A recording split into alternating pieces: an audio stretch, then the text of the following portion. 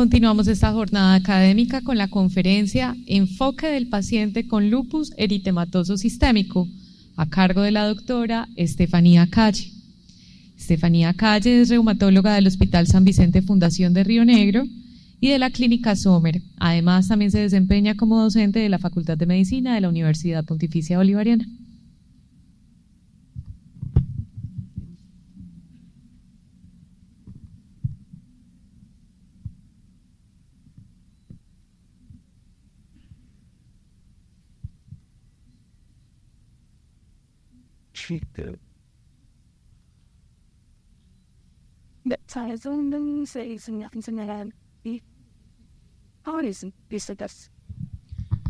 Buenas tardes. Hoy vamos a hablar sobre unos puntos básicos para el enfoque de los pacientes con lupus eritematoso sistémico para el diagnóstico y para algunas claves generales del tratamiento. Iniciamos recordando que el lupus es una enfermedad muy frecuente, tiene una prevalencia mundial de 3.4 millones de habitantes en todo el mundo y es muy frecuente en nuestra zona. Pues particularmente en Antioquia, donde yo trabajo, es una de las principales causas de hospitalización y de consulta, por lo tanto será algo muy importante que tengamos siempre presente en la práctica clínica. Es una enfermedad que predomina en las mujeres en edad fértil, con una relación de mujer a hombre de 9:1 y generalmente afecta, como ya lo mencioné, mujeres jóvenes que si están crónicamente enfermas o fallecen, eso tendrá un impacto negativo sobre la sociedad y sobre familias enteras. La enfermedad es potencialmente fatal, vemos cómo comparado con la población general, las personas con lupus tienen un aumento en la mortalidad y al comparar el lupus con otras enfermedades autoinmunes, también hay una mortalidad aumentada, incluso al comparar con enfermedades que conocemos que son muy graves como las vasculitis sistémicas. Y la mortalidad en lupus no solamente es por la enfermedad en sí, particularmente con el compromiso renal por el lupus, sino que también el lupus y su tratamiento lleva a un aumento en el riesgo cardiovascular,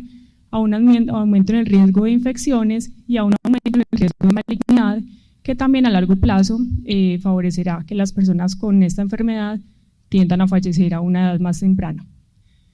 Por esa razón es muy importante hacer un diagnóstico temprano para poder instaurar un manejo oportuno que permita evitar la morbimortalidad que acabo de mencionar. Entonces, lo primero que se menciona en los últimos criterios clasificatorios es que deberíamos partir del hecho de tener unos anticuerpos antinucleares positivos y ya después de esto aplicar unos criterios clínicos y unos criterios paraclínicos para confirmar la enfermedad. En cuanto a los ANA, hay que tener presente que los ANA son un examen que puede estar presente también en población sana, en otras enfermedades, y por eso no se debe pedir de forma deliberada los ANA, porque un resultado positivo puede ser más confusor que ayudar en algo y puede generar como necesidad de remisiones que no son necesarias. Si uno los pide pues simplemente como por hacer un chequeo inmunológico general, no debería ser así porque la probabilidad de que sea positivo el resultado es bastante alta. Dentro de los criterios clínicos, entonces vemos que hay síntomas generales que podrían estar presentes en otras condiciones. La fiebre es una manifestación importante, entonces en personas con fiebre de origen desconocido, el lupus siempre será una de las enfermedades a considerar. Manifestaciones hematológicas heterogéneas, principalmente leucopenia, trombocitopenia y anemia hemolítica, alteraciones neuropsiquiátricas, que a veces es difícil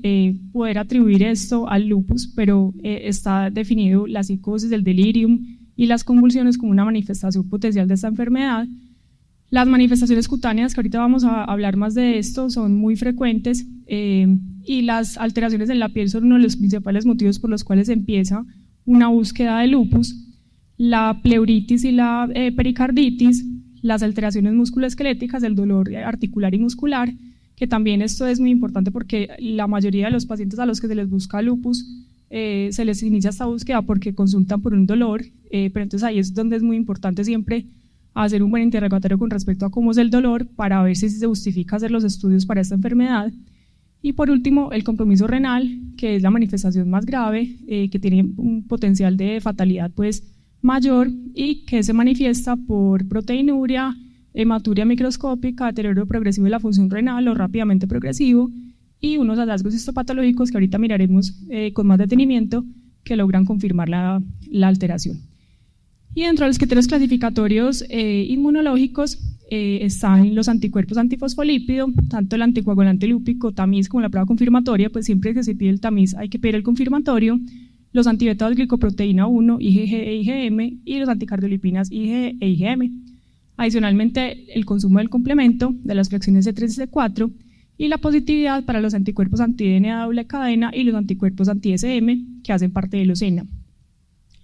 Entonces, cuando uno está sospechando lupus, ¿qué exámenes debería solicitar y qué se debe interpretar en estos exámenes? Entonces, ahí es donde es importante tener en cuenta los criterios clasificatorios, inicialmente los ANA, que como vimos son el criterio de entrada para poder aplicar los demás criterios, pero teniendo siempre presente que los ANA no siempre son sinónimo de lupus, pues la mayoría de las veces no son sinónimo de lupus. Entonces, tener en cuenta que unos ANA positivos, especialmente en bajos títulos, son prevalentes en un porcentaje significativo de la población. Miren que unos ANA de 1 en 80, que es el punto de corte para empezar a aplicar los criterios de lupus, está presente hasta en el 12% de las personas sanas, y a medida que aumentan los títulos, la prevalencia en personas sanas es menor, pero sigue siendo algo que no es despreciable si tenemos en cuenta que son personas sanas. Entonces, no siempre unos anticuerpos antinucleares positivos nos orientarán hacia una enfermedad autoinmune, pues y mucho menos hacia lupus, porque esto también es algo que vemos muy frecuente en la consulta, que a cualquier persona con cualquier dolor le piden unos ANA, salen positivos, pues porque salen positivos en muchas personas, y ahí empieza el paciente a voltear por todas partes, pues hasta que el reumatólogo le da de alta. Entonces, otra cosa es que no solamente en el lupus están positivos, sino que hay otras enfermedades autoinmunes que tienen ANA positivos, como por ejemplo la esclerosis sistémica, las dermatomiositis, las polimiositis, el síndrome de Sjögren. Entonces, si ya estamos pues pensando en una enfermedad autoinmune, no solamente cerrarnos pues a que tiene que ser un lupus, sino también hacer un diagnóstico amplio con un interrogatorio y unas pruebas hepáticas, unas pruebas de laboratorio suficientes para orientar el diagnóstico y llegar a una conclusión acertada. Y por último, hay otras condiciones que también se asocian a ANA positivos, y acá quiero resaltar la fibromialgia. La fibromialgia es algo muy frecuente en la población general, en los motivos de consulta pues de medicina general, de ortopedia, medicina interna, y vemos cómo los ANA son positivos hasta el 25% de los pacientes con fibromialgia. Entonces, nuevamente, siempre tener pues como muy presente a quién se le van a pedir los exámenes para uno no meter al paciente en un montón de estudios innecesarios. Ya particularmente en el lupus, así como es importante describir los títulos, porque el título mínimo para poder considerar criterio de entrada a un paciente de 1 en 80, también vemos el patrón, y el patrón que más esperamos en el lupus, tanto en el lupus juvenil como en el lupus de adulto, es el patrón homogéneo, seguido por el patrón moteado, el patrón citoplasmático, y en mucha menor medida otros patrones que son más sugestivos de otras enfermedades. Por ejemplo, el citoplasmático es más característico de una miopatía inflamatoria. El nucleolar es más característico de una esclerosis sistémica. Entonces, el patrón, pues si bien no nos ayudará completamente con el diagnóstico, sí nos puede ayudar a orientar un poco la situación. Y otros anticuerpos que se deben solicitar para poder hacer un abordaje integral pues, de los resultados del laboratorio serían los anti-DNA doble cadena, que están positivos en el 70-80% de los pacientes con lupus y que se asocian a actividad de la enfermedad, generalmente actividad grave, actividad renal. Los anticuerpos anticromatina no hay que pedirlos de forma rutinaria, pero son útiles en caso de dudas con el diagnóstico, porque también son positivos hasta en el 90% de los casos. Son anticuerpos que tienen alta especificidad y podrían ayudar a aclarar algunas divergencias pues, en cuanto a conceptos. Y por último, los ENA, que vimos que los anti-RNP, los anti-RO, anti-LA y el anti-SM son prevalentes en una cantidad importante de pacientes con lupus, y dentro de ellos están los anti-SM, que hacen parte de los criterios clasificatorios. Entonces, siempre que estemos pensando en un lupus, pedir los ANA, pues porque es el punto de partida para aplicar los demás criterios, y también asociarlo a otros exámenes que nos ayudarán a ver si esos ANA sí son relevantes. Entonces, el complemento siempre hay que pedirlo, C3 y C4, pedir el perfil de SAF, que recordemos el anticoagulante lúpico, tamiz y confirmatorio, los antibetados de glicoproteína, IgG e IgM, y antiglicoproteína, anticardiolipina IgG e IgM. Y el CUMS directo ya no hace parte de los criterios clasificatorios, estaba en unos criterios previos, pero sigue siendo un examen importante también para orientar, especialmente la anemia, como ahorita vamos a hablar más adelante. Entonces, una vez teniendo la sospecha diagnóstica con base en los exámenes de laboratorio inmunológicos, cómo buscar el compromiso de órgano, que esto es fundamental porque de esto va a depender el tratamiento. Entonces, hay que tener en cuenta nuevamente los criterios clasificatorios, cuáles son las manifestaciones que incluyen, y vemos acá como las manifestaciones articulares, osteomusculares son demasiado frecuentes, entonces siempre hacer un buen interrogatorio sobre el tipo de dolor articular, las articulaciones comprometidas, si hay mialgias, también interrogar siempre sobre síntomas en la piel, porque la piel es fundamental en esta enfermedad, preguntar también sobre síntomas sugestivos de serositis y también evaluar en el laboratorio pruebas básicas que permitan identificar citopenias o sospechar un compromiso renal. Entonces la piel, que es uno de los órganos más frecuentemente comprometidos en el lupus, permite orientar como hacia cuándo sospechar un lupus sistémico y cuándo sospechar otro tipo de enfermedades autoinmunes. Las lesiones de lupus cutáneo se pueden clasificar en agudas, subagudas y crónicas, no según el tiempo de evolución de las lesiones, sino según la profundidad de la capa de la piel que esté comprometida. Entonces un lupus cutáneo agudo pues consiste en unas lesiones inflamatorias que van a ser más superficiales, subagudo es un poco más profundo y el lupus crónico ya compromete unas capas más profundas de la piel. Y uno puede tener simultáneamente los tres tipos de lupus cutáneo, agudo, subagudo y crónico en un mismo momento, en un mismo tiempo, pues. Entonces, el lupus cutáneo agudo puede ser una forma localizada, que es el eritema malar, o una forma diseminada, ahorita les voy a mostrar unas fotos. El subagudo se clasifica en psoriasiforme o en anular policíclico, y el crónico, la lesión característica es el lupus discoide, pero hay otras formas de lupus cutáneo crónico que se asocian en mayor o menor medida a un lupus eritematoso sistémico. Entonces, no siempre que hay lupus de piel, hay lupus eritematoso sistémico, eso es importante, sobre todo en el lupus discoide, para tranquilizar a las personas que consultan solo por este síntoma, pues aclarándoles que no necesariamente van a tener un lupus sistémico y se van a complicar.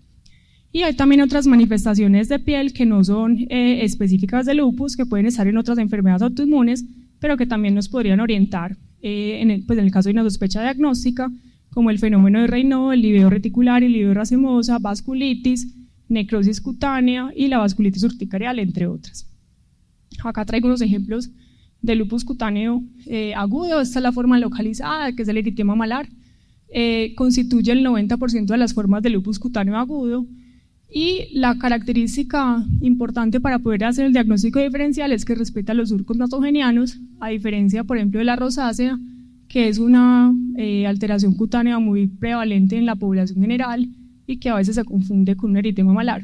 Y el lupus cutáneo también agudo puede ser también diseminado en una menor proporción de pacientes y se caracteriza por unas lesiones que pueden ser pápulas o máculas y que afectan principalmente las zonas fotoexpuestas, pero también podrían afectar las palmas y las plantas. Dentro del lupus cutáneo agudo también está el compromiso de la mucosa oral, es muy frecuente, pueden ser simplemente placas, zonas eritematosas o úlceras orales, particularmente en el paladar, pero en cualquier parte de la mucosa oral serían relevantes. El lupus cutáneo subagudo, acá vemos las dos variantes, está el psoriasiforme, pues que si uno lo ve ahí y no sabe que el paciente tiene lupus, pensará que puede tener una psoriasis, y el anular policíclico, que son las lesiones levantadas que tienen un reborde más hiperpigmentado y terminan formando unas zonas circulares. En el lupus cutáneo subagudo, la probabilidad de desarrollar un lupus sistémico es menor que en el lupus agudo. En el lupus cutáneo agudo, en este caso es entre el 50 y el 60%, y la mayoría de los pacientes debutarán el lupus sistémico con la presentación de esta forma de lupus cutáneo en caso de que la vayan a tener. En el lupus cutáneo agudo, la mayoría de los pacientes, casi pues por no decir la totalidad, van a tener lupus eritematoso sistémico. Y por último, las formas crónicas, que la más característica es del lupus discoide. Acá vemos un lupus discoide del cuero cabelludo, pero también el lupus discoide puede dar en otras localizaciones, inclusive en la boca. Y la probabilidad de tener un lupus eritematoso sistémico, el lupus discoide, es menor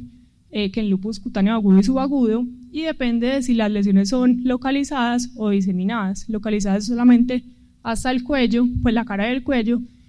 y diseminadas es que comprometan del cuello hacia distal. Cuando el lupus cutáneo discoide es localizado, la probabilidad de un lupus sistémico es entre el 3 y el 5%, o sea, bastante bajo. Pero cuando es diseminado, la probabilidad de tener un lupus eritematoso sistémico es de hasta el 30%. Entonces, en este caso, sí sería más relevante hacer una búsqueda sistemática de la enfermedad sistémica. Hay otras formas de lupus cutáneo crónico, como el lupus verrucoso, la paniculitis lúpica, lupus túmidus, que tienen una menor asociación con lupus eritematoso sistémico, pero que siempre en estos casos hay que buscar la enfermedad y recordar que todas esas lesiones pueden coexistir en un solo paciente. Hablando ya del compromiso hematológico, entonces el lupus puede afectar las 3 líneas celulares, puede dar incluso pancitopenia, pero ya hablando particularmente de cada línea celular, la anemia, por definición en el lupus, es una anemia hemolítica inmune, pero también puede haber anemia por otras situaciones. Entonces puede haber una anemia por una microangiopatía trombótica, puede haber anemia porque el paciente tenga una enfermedad crónica, simplemente por esa razón, y también no se debe descuidar la probabilidad de tener una hemorragia alveolar, pues que en este caso esto no sería una manifestación hematológica, porque no se está afectando pues propiamente la producción de sangre, pero hay un sangrado que si uno no tiene presente esta posibilidad se le puede pasar, y una hemorragia alveolar requiere un tratamiento particular. La leucopenia, principalmente es a expensas de los linfocitos, pero también en algunos casos puede haber neutropenia, y por último la trombocitopenia, que puede ser una trombocitopenia inmune normal, pues solita la trombocitopenia, o hacer parte de una microangiopatía trombótica al asociarse a una anemia hemolítica inmune microangiopática. Entonces, para el enfoque de la anemia en lupus es muy importante conocer cuáles son los marcadores de hemólisis, y acá vemos unos, pues como los diferentes marcadores. La aptoglobina es un examen que es útil, pero que es muy demorado, entonces generalmente pues uno toma decisiones antes de tener el resultado de la aptoglobina. No tendría que ser pues imprescindible para hacer ningún diagnóstico o tratamiento, y nos valemos generalmente de otros exámenes que están más disponibles, como la LDH, la bilirrubina indirecta y el extendido de sangre periférica. Y el extendido es importante porque nos permitirá diferenciar cuando una anemia es microangiopática o no. Entonces, dentro de la evaluación de la anemia por lupus, siempre pedir marcadores de hemólisis, y si tenemos una anemia hemolítica, ya hay que clasificarla como una anemia hemolítica inmune, que sería la que tiene un CUMS directo positivo, o una anemia hemolítica microangiopática, que es la que tiene un CUMS directo negativo, pero tiene esquistocitos del extendido de sangre periférica. Entonces, ahí vamos sumando exámenes que son importantes para el abordaje de los pacientes con lupus. Y por último, la nefritis lúpica, que es la enfermedad, la manifestación que vimos que es más potencialmente grave, es necesario siempre confirmarla por biopsia renal. Entonces, para definir cuándo se hace una biopsia renal a un paciente con lupus, sería muy relevante tener en cuenta la proteinúria, una proteinúria mayor de 500 miligramos al día, tener también la presencia de una hematuria microscópica, que es de acuerdo al laboratorio, más de 3 o más de 5 eritrocitos por campo, y que esos eritrocitos sean crenados para sugerir un compromiso glomerular y no extraglomerular, y también un deterioro de la función renal que no sea explicable por otra situación. Pues por ejemplo, el paciente puede estar séptico y entonces es un choque séptico, hizo una falla renal prerrenal, entonces no necesariamente todo lo que le pase a un paciente con lupus es por el lupus, eso también hay que tenerlo muy presente, pero cuando no encontramos una explicación alternativa, pues procederíamos con la biopsia renal, que nos va a permitir clasificar la nefritis lúpica en diferentes clases, principalmente en grupo que se llama nefritis lúpica proliferativa, que son las clase 3 y la clase 4, y una nefritis lúpica clase 5 o membranosa, que tiene un tratamiento un poquito diferente. Algo que nos leen en la biopsia renal y que es importante, no pues para uno saberse estos criterios, pero sí tener en cuenta que es un parámetro relevante al momento de definir el tratamiento, es el índice de actividad y el índice de cronicidad, porque si hay mucha cronicidad en la biopsia renal, probablemente el paciente no se beneficiará de ningún tratamiento y ya tiene unos riñones que están dañados completamente. Entonces siempre hay que mirar el tipo de nefritis y el índice de actividad, el índice de cronicidad,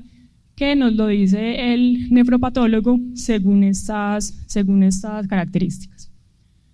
Por último, el abordaje terapéutico del lupus dependerá entonces principalmente de cuáles son las manifestaciones, cuál es el órgano comprometido y cuál es la gravedad del compromiso. Entonces, los antiinflamatorios no esteroideos tienen un papel solo como para solucionar síntomas de forma temporal, pero nunca serán un tratamiento para modular la enfermedad. Los glucocorticoides los utilizamos prácticamente siempre, pero la dosis va a variar de acuerdo a la gravedad del compromiso y al tipo del compromiso orgánico. Entonces, si es un compromiso solamente dolor articular o algo leve en piel, podría haber mejoría con dosis bajas o intermedias de glucocorticoides, mientras que en manifestaciones graves como la nefritis lúpica o el compromiso neuropsiquiátrico se requerirán pulsos de metilprednisolona seguidos de altas dosis de esteroide. La hidroxicloroquina o la cloroquina, que probablemente a veces tengamos más disponible, está indicada en todos los pacientes con lupus, a menos que haya una contraindicación expresa para ello. Siempre los pacientes deberían tener este medicamento para prevenir complicaciones, prevenir mortalidad, prevenir hospitalizaciones. El metotrexate es de particular importancia en casos de artritis, de lesiones en la piel, de serositis. La azatioprina nos sirve en casos hematológicos que no sean graves y tiene un papel muy importante porque de los inmunosupresores que utilizamos en lupus es uno de los pocos que se puede utilizar con tranquilidad en el embarazo. Entonces muchas veces, así no sea el tratamiento ideal, le toca a uno usar azatioprina en una paciente embarazada, pues que tiene por ejemplo una nefritis lúpica. No hay nada más que hacer sino ponerle eso, porque no le puedes poner micofenolato ni ciclofosfamida. El micofenolato es el tratamiento de elección, uno de los tratamientos de elección para el tratamiento de la nefritis lúpica, junto con la ciclofosfamida, que es un medicamento muy útil tanto para nefritis como para las formas graves de la enfermedad. Y el belimumab, que es un biológico, se puede utilizar en conjunto con el micofenolato para el tratamiento de la nefritis lúpica, pero también para casos refractarios a inmunosupresores no biológicos, de compromiso cutáneo, de compromiso articular, que no sea un compromiso pues grave. Por último, el rituximab es un medicamento muy útil para casos graves y refractarios que en muchas ocasiones hace parte de terapias de segunda o tercera línea. En la piel, entonces siempre pues la hidroxicloroquina, como les acabo de decir, los pacientes siempre deberían tener antimalárico, y el metotrexate, la azatioprina y el micofenolato podrían ser alternativas en casos refractarios, en casos en que haya contraindicación para la hidroxicloroquina,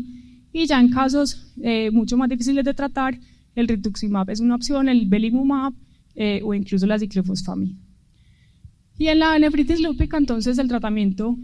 varía un poco según el tipo de nefritis que tengamos. La nefritis lúpica proliferativa se tratará inicialmente con pulsos de metilprednisolona. La idea de utilizar siempre los pulsos es a largo plazo disminuir el uso de glucocorticoides orales, pues disminuir la dosis acumulada de glucocorticoides orales. Entonces siempre arrancamos con pulsos de metilprednisolona, 500 miligramos al día por 3 días, y esto se seguirá de una dosis de prednisolona de 0.5 miligramos kilo día, junto con un medicamento inmunosupresor de inducción, que puede ser micofenolato o ciclofosfamida, y la ciclofosfamida se puede utilizar en 2 esquemas. Generalmente el que utilizamos es el del NIH, que es una dosis mensual más o menos por 6 meses.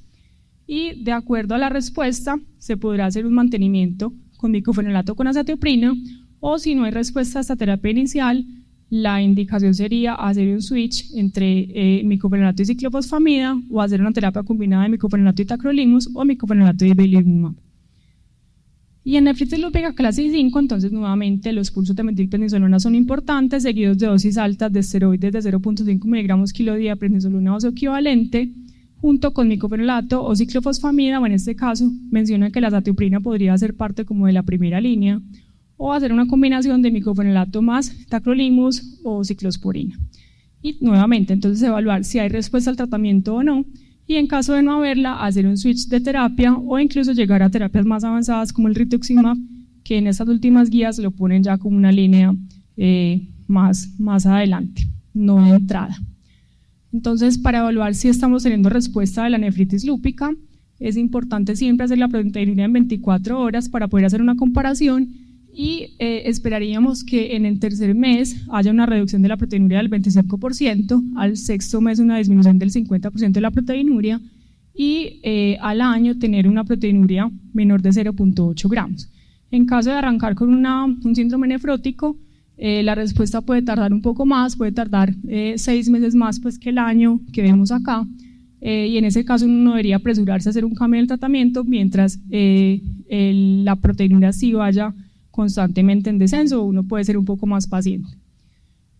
Ya después de haber hablado de las complicaciones del lupus, tenemos que hablar de otras situaciones que pueden ocurrir también en un paciente con lupus. Entonces, como les mencioné al principio, los pacientes con lupus no solamente se mueren de lupus, sino de complicaciones infecciosas o el aumento en el riesgo cardiovascular. Entonces, siempre hay que tener presente, pues tratar de usar una dosis prudente de inmunosupresión dentro de lo posible, tratar siempre de optimizar la dosis en cada visita, tener siempre en cuenta la salud ósea. El riesgo de una osteoporosis inducida por glucocorticoides es alta y pues particularmente en esta enfermedad en la que puede empezar desde edades muy tempranas. Entonces son personas que desde muy jóvenes están expuestas a dosis altas de esteroides o a pulsos de forma repetitiva por múltiples hospitalizaciones. Entonces siempre hay que tener muy presente que hay que hacer una búsqueda de osteoporosis, hay que considerar los pacientes de alto riesgo cardiovascular, así como un paciente diabético se considera pues de alto riesgo, un paciente con lupus también lo tiene, y siempre tener en cuenta medidas de protección renal para prevenir compromiso renal terminal. Y por último, entonces siempre tener en cuenta que no todo lo que ocurre en un paciente con lupus es por el lupus, y que no todos los pacientes que tienen ANA positivos o algunas cosas sugestivas de lupus van a tener lupus. Hay otras situaciones que son simuladoras, particularmente entonces en el litema malar siempre tener en cuenta la rosácea en el diagnóstico diferencial, infecciones, lesiones simplemente por el sol, otras enfermedades autoinmunes que también pueden compartir anticuerpos con el lupus, como el síndrome de Sjögren, las enfermedades infecciosas que en muchos casos pueden positivizar anticuerpos o producir también hipocomplementemia, sin que eso signifique que haya una enfermedad inmunológica pues crónica, las malignidades hematológicas, porque como vimos el lupus puede debutar con un síndrome constitucional y estas malignidades pueden positivizar anticuerpos, y otras enfermedades autoinflamatorias o reumatológicas que pueden dar siempre compromiso articular, elevación de los reactantes de fase aguda, citopenias, que siempre se deben tener pues dentro de todas las consideraciones. Como conclusiones, el lupus es una enfermedad muy prevalente, tiene una alta morbimortalidad. El diagnóstico consta de criterios clínicos y paraclínicos. Los ANA son el criterio de entrada para aplicar los demás criterios clasificatorios, pero solamente deberían hacerse cuando hay una probabilidad pretest suficiente para evitar confusiones, evitar estudios innecesarios, y deberían solicitarse siempre con otros estudios que nos ayuden a interpretar si el resultado es algo relevante. Entonces, de exámenes inmunológicos siempre pedir el anti-DNA, el complemento C3 y C4, Losena y el perfil de SAF completo. Y dentro de la bioquímica sanguínea y urinaria siempre pedir hemograma, sedimentación, PCR, creatinina, uroanálisis, y en caso de tener proteínas en el uroanálisis pedir una proteinura de 24 horas y una lactato deshidrogenasa para el enfoque de la anemia, pues para saber si es hemolítica o no. En cuanto al tratamiento, tener presente que los antimaláricos son piedra angular en el tratamiento. Todos los pacientes deberían tener este medicamento. Las dosis de glucocorticoides dependerán de la gravedad de la enfermedad y del órgano comprometido, y los demás inmunomoduladores se darán también según el tipo de órgano y según la gravedad de la manifestación. Muchas gracias por su atención. Agradezco pues a la clínica, a mis compañeros reumatólogos y a Diana por este evento tan interesante.